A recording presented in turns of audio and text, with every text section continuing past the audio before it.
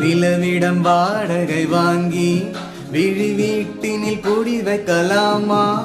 நான் வாழும் வீட்டுக்குள் வேறாரும் வந்தாலே தகுமா? தென்மலை தேக்கு நீதான் உந்தன் தோள்களில் இடம் தரலாமா? நான் சாயும் தோள் மேல் வேறாரும் சாய்ந்தாலே தகுமா? நீரும் செங்குல சேரும் கலைந்தது போல கலைந்தவர் நான். முன்பே வா என் நண்பே வா, புனே வா உயிரே வா. முன்பே வா என் நண்பே வா, பூ பூவா